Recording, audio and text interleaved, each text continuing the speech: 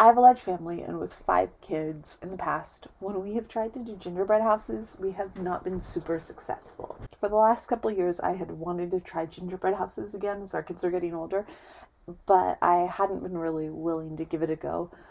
Just because a couple years ago I tried to use graham crackers. Another year I tried to use a kit that we got that had a bunch of little gingerbread houses, and nothing was really working. Trying to help all the kids doing their gingerbread houses at the same time just never worked. None of them ended up actually standing up, and I got discouraged and stopped for a few years. And this year I decided I was going to build gingerbread houses.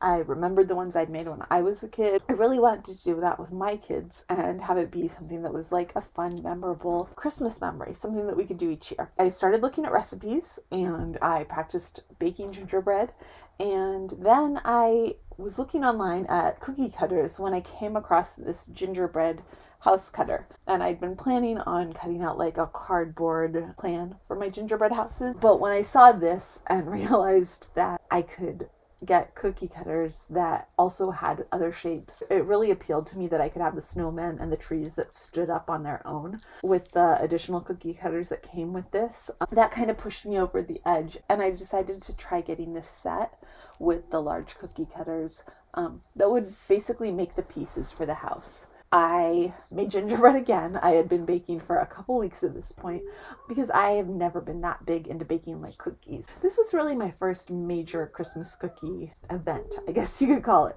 So I made the gingerbread that I'd already made that I knew was thick and strong, and I rolled it out, and over the course of several days, the first day I made the gingerbread, then put it in the fridge. The second day I started making pieces, and then the third day, while the kids were at school, I rolled it out on our big table. I had one of my sons helping me who happened to be home from school that day, and we finished the pieces. It took one more day for me to actually get the frosting to the right consistency to really keep the gingerbread houses together.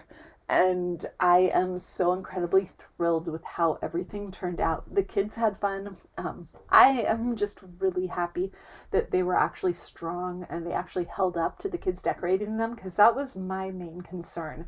And I mean, none of these look like they were, none of these are pieces of artwork, but our kids were so proud of them. I had fun making mine.